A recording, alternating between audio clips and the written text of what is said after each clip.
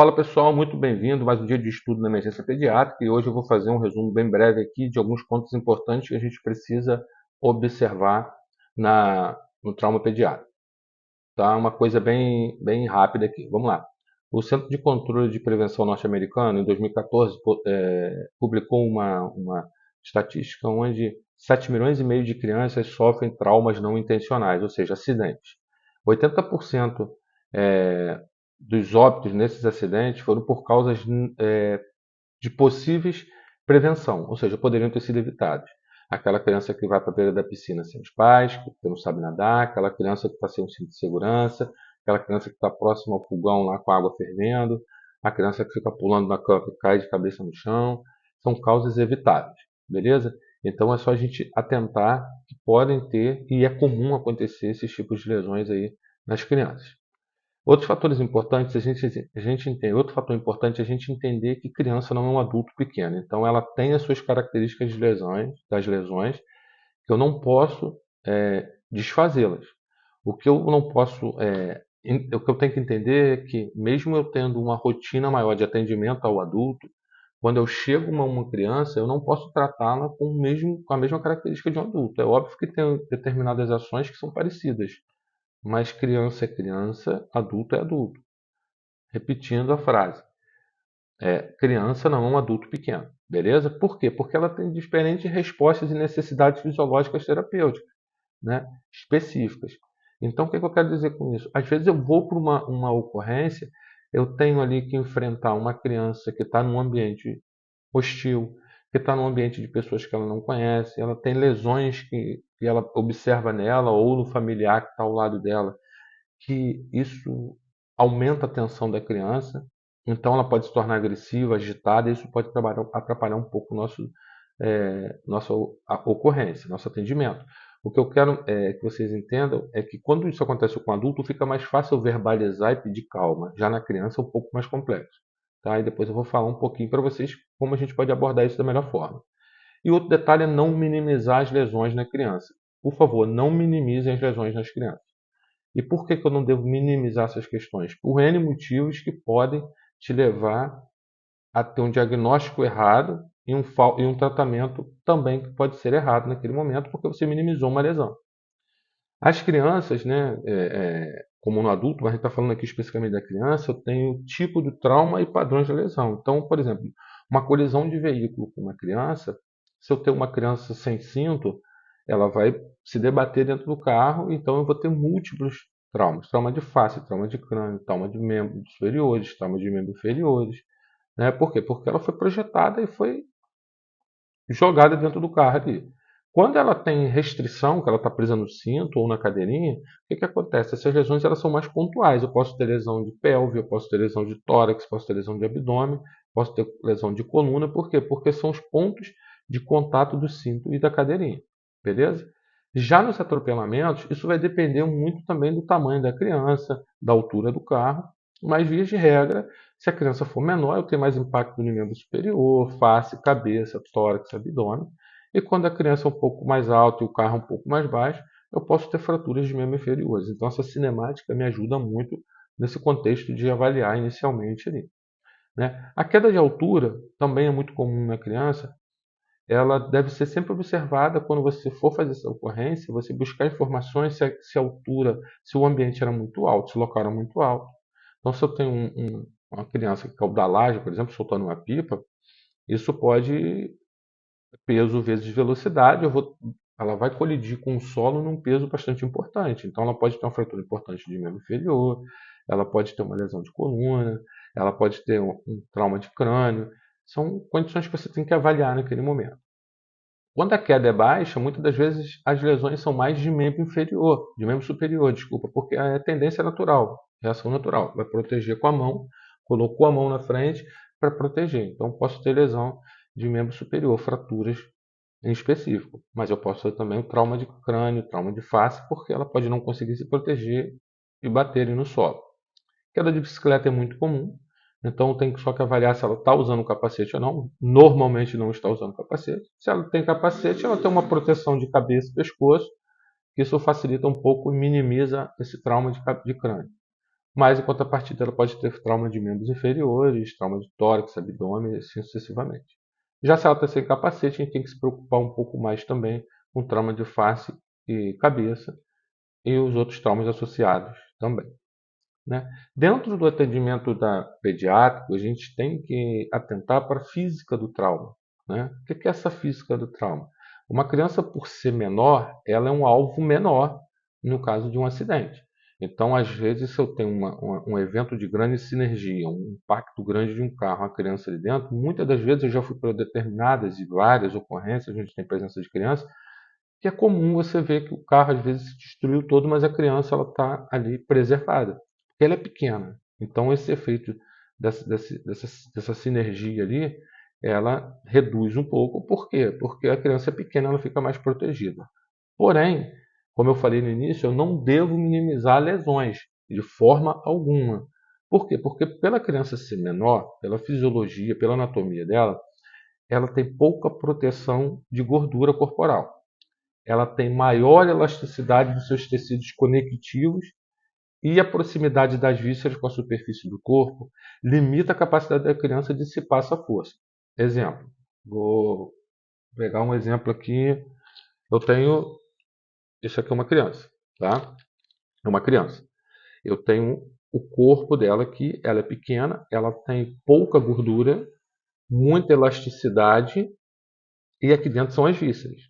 Quando eu tenho um adulto, por exemplo, eu tenho 1,80 m, 90 quilos, eu tenho bastante tecido gorduroso, eu tenho bastante tecido muscular. Então, quando eu sofro um impacto, muitas das vezes esses tecidos são suficientes para evitar que esse impacto cause uma lesão nos órgãos internos. A criança, por ter mais elasticidade na sua pele, menos tecido gorduroso, ter mais proteção de músculo e gordura, esse impacto ele pode acontecer, lesionar um órgão interno e um detalhe interessante, tá? Por ter mais elasticidade, muitas das vezes a gente chega lá na cena, eu não vejo um hematoma, eu não vejo um edema, não vejo uma equimose nem nada, aí eu desclassifico isso, acho que está tudo bem, mas ela tem uma lesão importante de órgão interno, tá? Então, isso aí é o que eu visualizo. Vou dar um exemplo para vocês. Às vezes a gente vai atender um adulto, eu tenho uma pancada no abdômen, eu tenho um hematoma naquele abdômen ali, então me sugere pela região que eu posso, sei lá, ele pode ter uma lesão de baço, por exemplo, uma lesão de rim, né, uma lesão de fígado, depende da região. Mas por que eu chego a essa conclusão? Porque eu estou vendo o hematoma. A criança normalmente não tem isso em decorrência da sua elasticidade maior do tecido. Então, gente, quando for trauma, independente do que causou, eu não devo minimizar jamais as lesões, porque essa criança pode estar tendo uma lesão importante, inclusive está sangrando, e a gente ignorar essa possibilidade. Por isso que o conhecimento da clínica, dos sinais e sintomas do choque, por exemplo, é importantíssimo que vocês saibam, beleza? A energia é transmitida mais facilmente através dos órgãos subjacentes. O esqueleto de uma criança, por exemplo, apresenta a calcificação incompleta. Contém múltiplos centros de crescimento ativo e é mais elástico do que um adulto. Como resultado disso daí, pode haver lesões internas significativas sem evidência de trauma externo, como eu falei. Então, pelo corpinho dela estar em formação, ela tem um tecido mais elástico, ela tem um osso um pouco mais menos denso, e isso daí facilita os traumas de órgãos internos, né? Outro fator importantíssimo é a homeostase térmica. Pessoal, é muito importante que a gente olhe com muita atenção para essa questão da homeostase térmica. O que é isso, né? O nosso corpo depende de calor. Então, na criança, existe uma maior área de superfície através do qual o calor pode ser perdido rapidamente, o que não só fornece estresse adicional à criança, mas também modifica a resposta fisiológica a alterações metabólicas de choque. O que eu quero dizer? Se eu tenho mais tecido, eu sou mais gordinho, eu tenho mais gordura, então a dissipação de calor ela é menor. Eu vou dissipar um calor, dependendo do trauma, né, dependendo da minha exposição, mas eu vou demorar um pouco mais de tempo. Eu tenho mais tecido para manter esse calor. Então lembre-se que em uma ocorrência de acidente eu posso ter, além dos aspectos fisiológicos que podem levar a essa perda do calor, eu posso ter um acidente num tempo chuvoso, eu posso ter um acidente num tempo frio, eu posso estar com a vítima exposta a esse frio, pode estar molhada essa vítima. Então, pessoal, é de suma importância que você faça o quê? Aqueça essa vítima. Use uma manta térmica, use um lençol, use o casaco, o que você tiver ali, tá? Coloca, aquece essa criança, tá? Por que isso daí? Existe uma coisa que chama tríade da morte. O que é a tríade da morte? É hipotermia, que causa coagulopatia, que causa acidose metabólica. O que acontece mais especificamente com isso?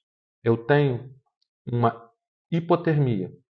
Essa hipotermia atrapalha o meu sistema de coagulação, causando uma coagulopatia. Que normalmente essa coagulopatia vai ser traduzida em hipocoagulação, ou seja, esse sangue vai coagular, vai demorar para coagular. Tá? Se ele demora a coagular, eu vou causar o quê? Uma hemorragia. Se eu causo uma hemorragia, eu vou causar um quadro de hipotensão por volume. Tá? Esse quadro de hipotensão vai me causar um quadro de hipoperfusão. O que é uma hipoperfusão? Quando você vem aqui no teu dedo, né, a tua unha aqui está rosada. Você aperta aqui, ela fica branca. Quando você solta, ela fica rosada novamente, certo?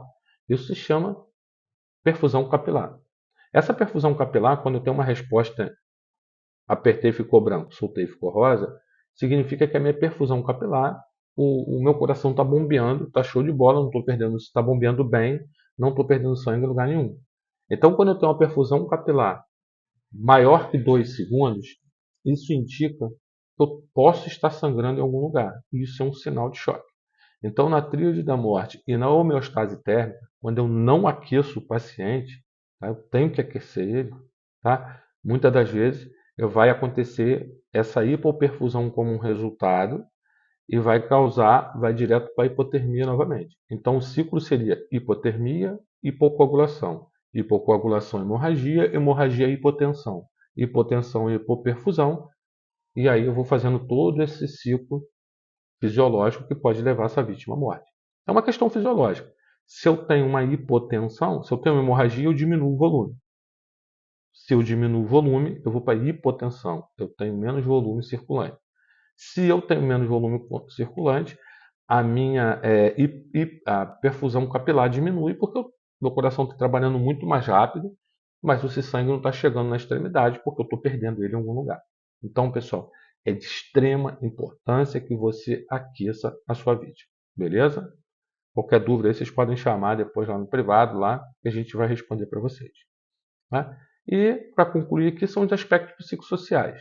Pessoal, entenda o seguinte: as crianças, quando sofrem um trauma, um acidente, uma situação dessa que não é comum no de cotidiano dela, ela faz o quê? Ela simplesmente entra em desespero. Isso atrapalha o seu atendimento. Ela não te conhece, ela não acredita em você, né? Porque ela não te conhece, ela não sabe quem você é. Então, o importante é você fazer o quê?